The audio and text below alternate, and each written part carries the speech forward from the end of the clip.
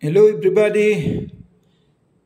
Isa na naman pong two-move chess puzzle po ang papakita ko sa inyo. Ganyan po siya.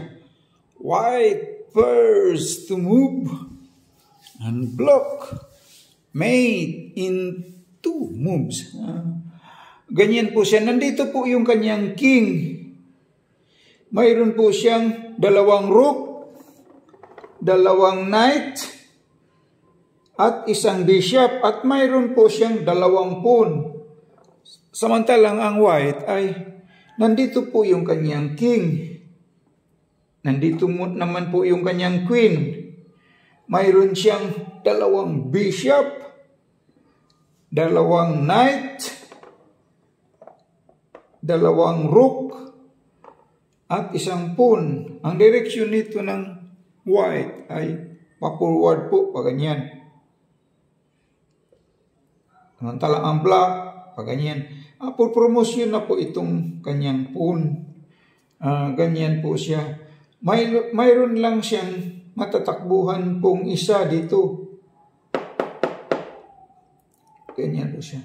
White first to move and block made in two moves. Samahan niyo po akong alamin natin po kung ano ba talagang tamang kasagutan dyan. Pag ganyan, halimbawa po, itong knight, maaari po siyang mag-check po niyan. Dito po, check. Pag ganyan, mayroon naman siyang rook, kakainin lang po niyan. Pag ganyan, nasaan yung check for mate dyan? Pag nag-check naman itong bishop, kakainin. Pag nag-check naman itong rook ay isang knight, mayroon naman siyang bishop dito. Wala pong mati po niyan. Walang mati po niyan pagkakainin niya. Magandang araw po sa inyong lahat dyan, sa mga lahat ng nanonood po, nag-view po. Magandang araw po. At maraming salamat po sa mga nag-like at saka nag-subscribe. Marami talagang salamat sa inyo. At para naman po sa mga hindi pa nakapag-subscribe po, pwede ba po makiusap lang po ako, paki-scroll down lang po ba? Pakipindot lang yung subscribe, pati na rin yung notification bell sa right side ng subscribe para namang magtuloy-tuloy itong laro-laro natin. Talagang matutuwa na ako niyan pag nagawa niyo yun.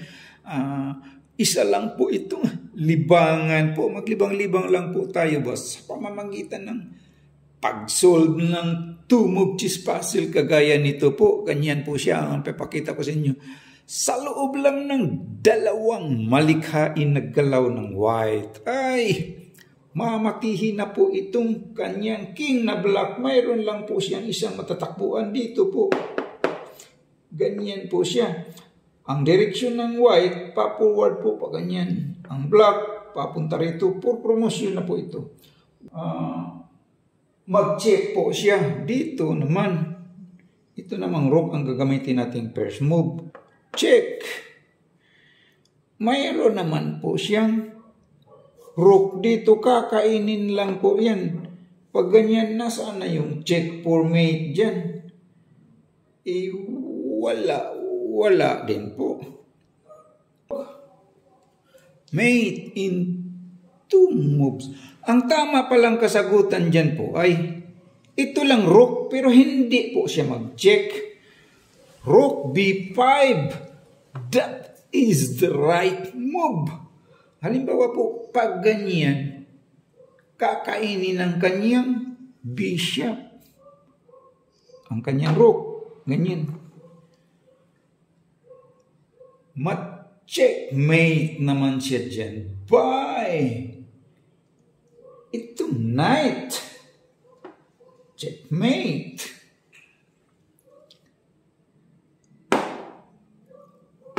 Halimbawa pag ganyan, ito namang kanyang rook ang ikain. Ganyan. Checkmate naman siya dyan. Bye! itong rook ay knight, dito naman siya sa kabila mag-check. Checkmate. Halimbawa po pag ganyan,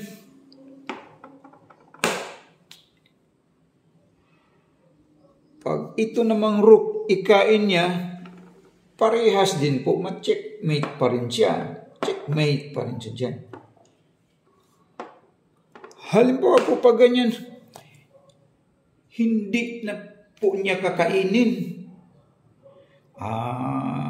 Iharang niya itong kanyang bishop ay knight.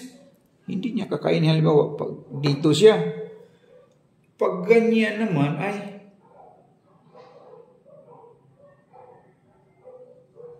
ma-checkmate pa rin siya dyan. Bye! Knight.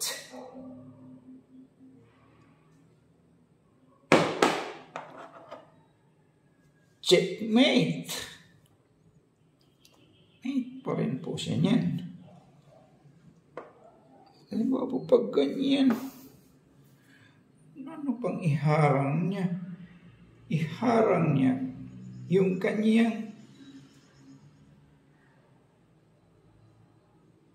kanyang knight. Dito naman, iharang niya. Pag ganyan, ma-checkmate naman siya dyan. Bye!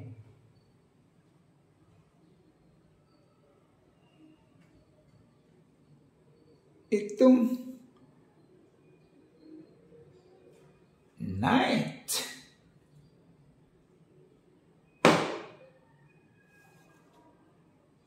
Checkmate. Pag ganyan, ano po bang pangharang niya dyan?